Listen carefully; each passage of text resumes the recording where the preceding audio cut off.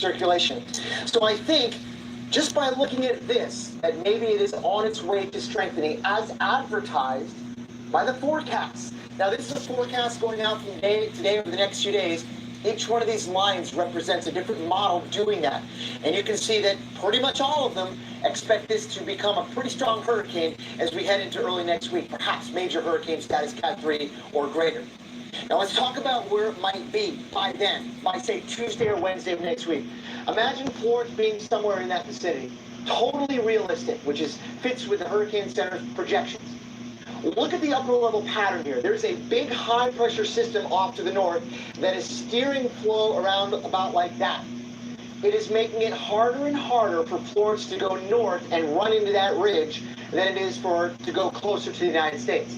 So we have to watch it very carefully. There's a growing consensus that a close call, if not a direct strike on the U.S., is becoming more likely and a more viable option as we go forward in time.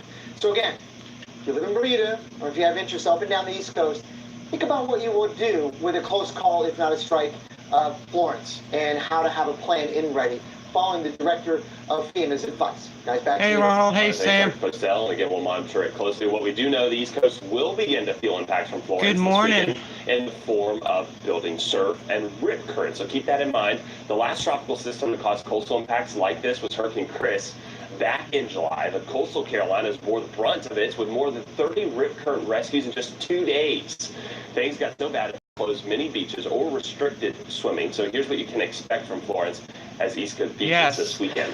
And we do know the waves are going to be getting higher. Really not until No, Sunday, they don't know where things are going. And or have 6:11. Have no clue what time it is here. Swell starting to get generated here by that high pressure and the combination of the approaching Florence as we get into early next week. So rip currents will be at a moderate risk going into your weekend here from the Golden Isles of Georgia back through Tybee Island, Hilton Head Island, working up towards Folly Beach, Charleston, Myrtle Beach, the Grand Strand, and then getting into North Carolina, the Outer Banks from Wrightsville Beach up towards Cape Hatteras and Cape Lookout. Kevin, certainly want to heed the flags at the beaches and the lifeguards.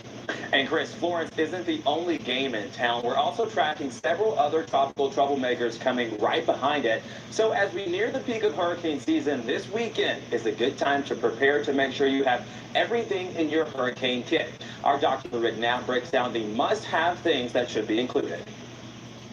Well, when hurricane comes calling, you want to be prepared. Having a well-stocked hurricane kit can go a long way in the aftermath. Our hurricane expert, Dr. Rick Knapp, with us to show us some things we should put in, including things you put in your own personal kit. Yes, and you want to be thinking about shopping for these things in advance, ideally, because the lines are going to be really long for the things you desperately need when a hurricane is on your doorstep and you're thinking, I got to survive the storm and the potentially nasty and lengthy aftermath. Where do we start? Start with the really life-critical items like water. 1 I gallon know. per person per day for at least 7 days is what I recommend for washing. They're saying and for either drinking. South or And North also, Carolina, help isn't going to probably. be able to come if you get hurt after a storm.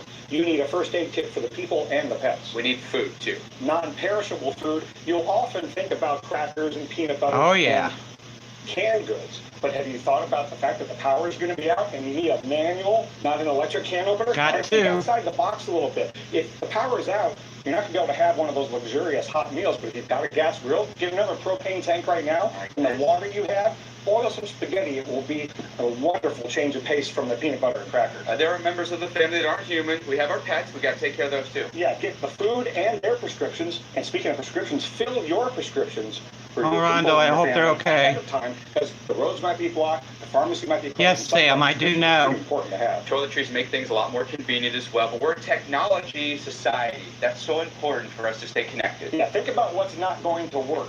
First of all, the ATMs won't be working and the credit card machines won't be working with the power out. Have cash that you got ahead of time. And also, you won't be able to charge your cell phone in the electrical outlets. So get a portable battery-powered or solar-powered USB charger in addition to the batteries and the flashlights. Don't forget the car battery. So really, really important stuff like your homeowners. You can charge it in your car. Policy. You need that to be in a fireproof and waterproof container. But there are things that you also recommend that you do not put in hurricane kit. Yeah, one thing is, while you do want to get a generator, only operate it outdoors. Do not operate a generator inside. And then 2 more things that are not in the kit. Tape. Don't tape the windows. The windows are still going to break and the pieces will be larger and more deadly. And also candles. stick with the flashlights. Candles can start a fire. No open flames. Dr. Knapp, great advice. Thanks. All right, well, there are many factors facing Florence for the U.S. Yeah, one of them is the possibility of imminent flooding. We go to the cave with our Weather Underground team for an in-depth look at what this could mean. Commercial here, guys.